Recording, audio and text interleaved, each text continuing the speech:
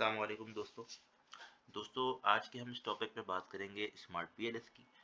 Smart PLS क्या है, उसका बेसिक यूज़ क्या है और स्मार्ट पीएलएस के यूज़ से आप किस तरीके से अपना डेटा एनालिसिस कर सकते हैं। बहुत सारे स्टूडेंट्स ऐसे हैं जो कि आज भी अपनी रिसर्च कंडक्ट कर रहे हैं और जब बात आती है डेटा एनालिसिस की तो वहाँ आके वो स्टक हो जाते हैं कि सर हमें एसपीएसएस यूज़ करने नहीं आता, हमें एमओएस यूज़ करने नहीं आता, हम क्या करें। क्योंकि एसपीएसएस का जो मॉड्यूल है वहाँ पर एक फंक्शन थोड़ा डिफ़िकल्ट है कि आपको आपका डेटा एसपीएसएस पे अपडेट करना पड़ता है और उसको सॉर्ट आउट करना पड़ता है या फिल्ट्रेशन करनी पड़ती है। तो वो थोड़ा स्टूडेंट्स के लिए डिफ़िकल्ट हो जाता है कि हम उसको सॉर्ट कैसे करें। बट स्मार्ट पीएलएस का फंक्शन जो है आपकी सीएसवी फाइल को इस तरह एक्सेप्ट करता है जैसा कि आपने उसमें अपना डेटा पुट किया होता है। तो सबसे पहले तो हम ये बात कर लेते हैं कि जो आपका डेटा है उसमें क्या वो ऐसी बेसिक नीड हैं जो कि स्मार्ट पीएलएस को आपका मैसेज कन्वे करेंगी जिसके थ्रू आप अपना टेस्ट एनालिसिस बेहतर से बेहतर कर सकते हैं। तो सबसे पहले हम ये देखते हैं कि हमारा डेटा क्या है और डेटा में हमें कौन कौन से फंक्शंस देखने हैं या क्या वो चीज़ें हैं जो हमें सही कर लेनी चाहिए। चले आए स्टार्ट करते हैं। अच्छा, तो सबसे पहले हम डेटा की फ़ाइल ओपन करते हैं। ये हमारे डेटा की फ़ाइल है।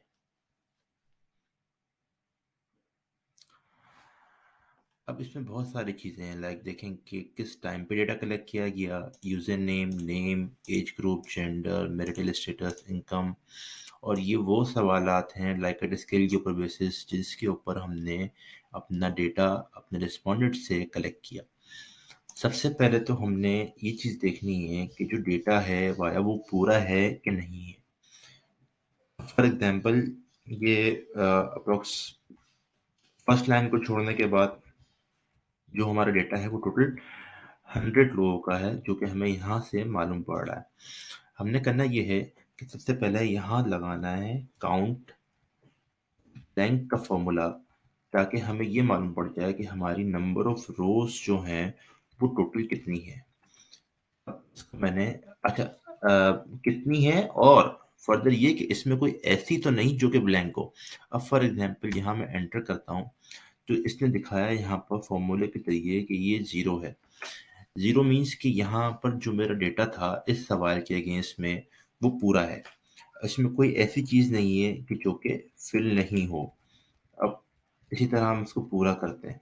लाइक मैंने यहाँ लाके फॉर्मूला कॉपी कर दिया। अब ये देखें कि यहाँ मुझे एक जगह दिखा रहा है जहाँ ये कहता है कि आपके पास डेटा एक डेटा फिल नहीं है। अब अगर होता ये कि मैं इस फाइल को डायरेक्टली अपलोड कर देता स्मार्ट पीएलएस के अंदर, तो जो मेरे टेस्ट की वर्किंग है वो हो जाती गलत। यानी जो मैं डेटा एनालाइज करता, वो मुझे जो रिजल्ट शो करता उसमें एक सवाल की पर्टिकुलर एंट्री मिस होती। अब हमने उसको आइडेंटिफाई कैसे करना है कि हमने ऊपर जाके लगा देना है यहाँ पर फिल्टर, डेटा और फिल्टर। जिस रो की वो बात कर रहा है ये देखें। अब अगर ये देखें इसको हम यहाँ से ये कर लेते, ब्लैंक को सामने कर लेते, तो ये इसने मुझे दिखाती है यहाँ पर कि ये ब्लैंक है। हमने क्या करना है, यहाँ पर कोई भी एक नंबर अपनी मर्जी से सपोज कर लेना है। फॉर एग्जांपल ये 2 और 3 की ट्रेंडिंग चल रही है तो हमने इससे ऊपर नहीं जाना, हम यहाँ पर 3 ले लेते हैं फॉर एग्जांपल। ठीक है, या 4 ले लेते हैं। चलें, फिल्टर हटा देंगे हम यहाँ से, सवाल के एंड पे जाएंगे, यहाँ पर हमारा डेटा कलेक्ट हो गया, हमने ये लाइन डिलीट कर देनी है। अच्छा, दूसरा, हमने ये जो पोर्शन है ये भी हटा देना है। हमने स्मार्ट पीएलएस पे इसका टेस्ट रन नहीं करना। ठीक हो गया। अब हम जाएंगे अपने क्वेश्चनर के ऊपर। ये देखें कि हमारे पास टोटल क्वेश्चनर कितने थे। ये वो डेटा था जो हमने डिलीट कर दिया। अब इसके बाद 1 2 3 4 5, 1 2 3 4, 5 और 4 9 और टोटल 6 15। टोटल इसका मतलब ये है कि हमारे पास यहाँ पर 15 सवाल होने ज़रूरी है। देखिए यहाँ पर काउंट आ गया 15। इट मीन्स कि हमारे पास 15 क्वेश्चंस मौजूद हैं।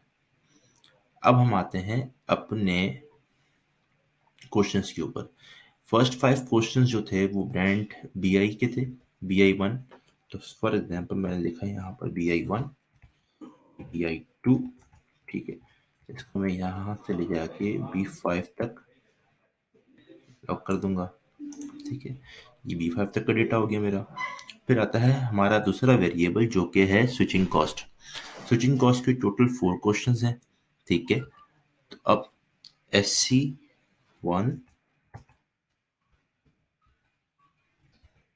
SC2, ठीक है, और ये हो गया 3 एंड देन 4। डन हो गया। तीसरे वेरिएबल पे आते हैं। तीसरा जो वेरिएबल है वो बता रहा है कि हमारे टोटल 6 क्वेश्चंस थे। तो PD1, PD2 सेलेक्ट करके हम कर लेंगे यहाँ पर। ये चीज़ मैं क्यों करा रहा हूँ पहले मैं आपको ये बता दूँ। यहाँ पर असल में ये जो सवालात के अंदर कॉमास होते हैं ना, तो इसके बाद इसकी इस वजह से जो है वो डेटा वेरिएंट के अंदर एरर एरर दे देता है। जब वो एरर देता है तो आपका टेस्ट रन सही नहीं हो पाता। तो इसलिए बेहतर ये है कि आप डेटा को यहीं पर स्ट्रिक कर लें।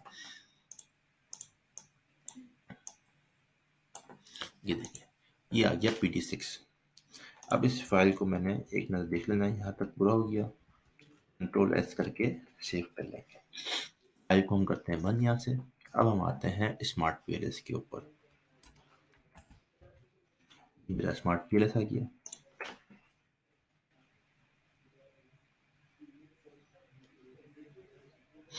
ठीक है। स्मार्ट PLS को स्टार्ट करने से पहले हम देखते हैं हमारा मॉडल क्या था।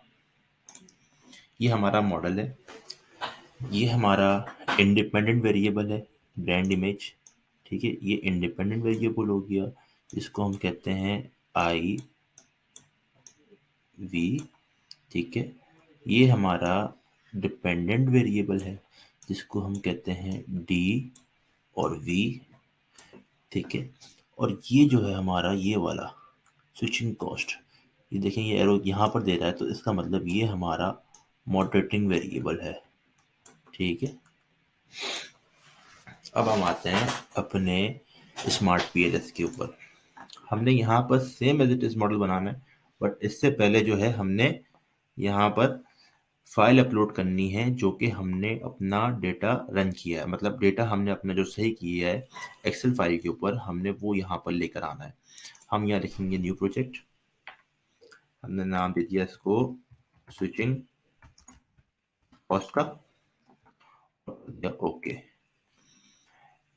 अब ये देखिए यहाँ पर इसने एक ऑप्शन दिया है कि double click to import data. यहाँ पर हम डबल क्लिक कर देंगे, डेटा फाइल हमारे पास ये सामने आ गई। हमने इसको ओपन किया, हमने किया ओके। अब ये देखें इसने डेटा कुछ हमें इस शेप में दे दिया। अब अगर हम ये उस वक्त करेक्शन ना करते तो हमें डेटा यहाँ पर सही तरीके से नहीं मिलता। फिर आएंगे हम इसके ऊपर। हमने यहाँ पर बेसिकली अपना जो ये वाला मॉडल है, जिस तरीके से ये मॉडल है उस तरीके से यहाँ पर ये मॉडल ड्रॉ करना है। फॉर एग्जांपल मॉडल किस तरीके का, अब आप देखें कि ब्रांड इमेज है, परचेज डिसीजन है। पहले तो हमें इंडिपेंडेंट वेरिएबल और डिपेंडेंट वेरिएबल को यहाँ लेकर आना है। मैंने ये सब सेलेक्ट कर लिया एक साथ, ये ब्रांड इमेज के सारे वेरिएबल मैं यहाँ ले आया, ठीक है। इसको मैं कर देता हूँ यहाँ पर आके रीनेम, इसको मैंने नाम दे दिया ब्रांड इमेज, ओके। फिर आते हैं हम परचेज डिसीजन के ऊपर।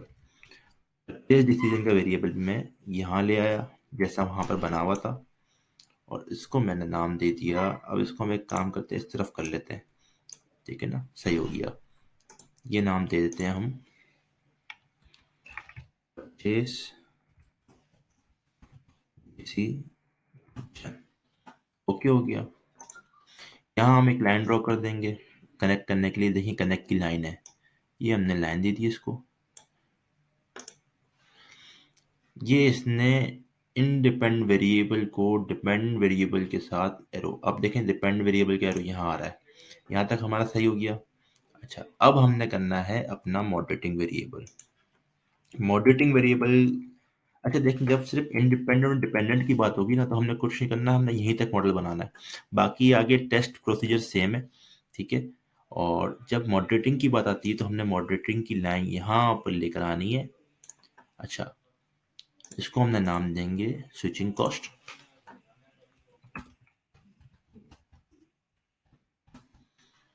एक चीज बताता चलूं कि जैसे यहाँ पर ये लाइन ड्रॉ की हुई है, वैसी लाइन नहीं बनती यहाँ पर मॉडरेटिंग के लिए।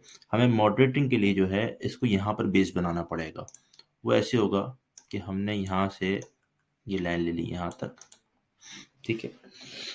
दूसरी बात, अब हमने मॉडरेटिंग पे क्लिक किया, हमने कहा भाई मॉडरेटिंग हमारा इस पे आ रहा है।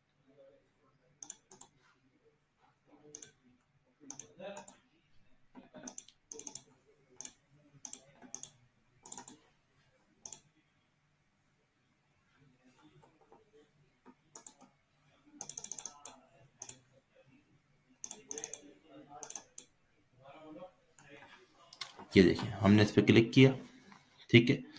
अब इसने कहा बताओ कि आपका मॉडरेटिंग वेरिएबल क्या था। डिपेंडेंट तो आ गया बटर डिसीजन जो कि हमारा था। मॉडरेटिंग के लिए हमने सेलेक्ट कर लिया स्विचिंग कॉस्ट और इंडिपेंडेंट बना दिया अपना ब्रांड इमेज। हमने इसको यहाँ से ओके किया तो इसने यहाँ पर दे दिया मॉडरेटिंग इफेक्ट, ठीक है। अब आपने अगर इसको भी रीनेम करना है,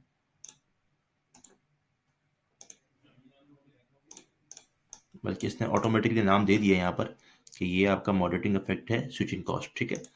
कुछ करने की जरूरत नहीं है, सिर्फ आपने कैलकुलेट पर आना है यहाँ पर। पीएलएस एल्गोरिथम और बूट स्ट्रैपिंग, ये दो चीजें। हमने पीएलएस एल्गोरिथम पे क्लिक करना है, ये सब अपनी जगह पे एज इट इज रहेंगे। स्टार्ट कैलकुलेशन, और ये मेरी फाइल हो गई रेडी, ठीक है। जो भी मैंने देखना हो, path coefficient, indirect effect, R square, ये देखें आर स्क्वायर 0.55 मतलब 0.5 से ऊपर है, इसका मतलब मेरा रिजल्ट सही है। एक्सेल फॉर्मेट पे चाहिए तो वो भी डाउनलोड हो जाएगा, एक्सपोर्ट एक्सेल। इस पर क्लिक करूंगा तो मेरी एक्सेल फाइल जनरेट हो जाएगी। मेरा क्योंकि ये पेड नहीं है तो यहाँ से नहीं हो सकता, अदरवाइज मैंने जो टेस्ट वगैरह देखने रिजल्ट्स अपने, वो मैं देख सकता हूँ। फर्दर बूट स्ट्रैपिंग के लिए भी आपने यहाँ पर क्लिक करना है। ये सब अपनी जगह पे सही है, मेरा फंक्शन टूटेल है, बेसिक बूट स्ट्रैपिंग है, और यहाँ पे मैंने स्टार्ट कैलकुलेशन पे क्लिक करना है और ये मेरी टेस्ट टेस्ट फाइल हो गई रन। यहाँ पे मेरे देखें, अब यहाँ पर मॉडरेटिंग इफेक्ट पे जो है सिग्निफिकेंट सिग वैल्यू जो है 0.05 से यहाँ पर जो है ज़्यादा है, तो वो मॉडरेटिंग इफेक्ट को एक्सेप्ट नहीं कर रहा। बाकी ये जो है, ये दोनों मेरा brand image to purchase decision जो है, ये मॉडल एक्सेप्ट हो गया। बहरहाल ये तो बात की चीज़ें जो कि मैंने आपको ऐसी बता दी। बाकी टेस्ट हमारा रन हो चुका है, एक्सपोर्ट फाइल आप यहाँ से कर सकते हैं। फीचर नॉट अवेलेबल मेरा क्योंकि पेड नहीं है, मैंने बताया आपको। बाकी टेस्ट अगर आपने यहाँ से रिजल्ट्स देख के कॉपी करने हैं तो वो हो सकते हैं। Thank you. और मज़ीद अगर आपको इस तरह की कोई मालूमात चाहिए हो तो आप मेरी ईमेल एड्रेस पे मुझे ईमेल कर सकते हैं, हारून मोटन HAROONMOTEN 08 @gmail.com। Thank you for watching. Allah.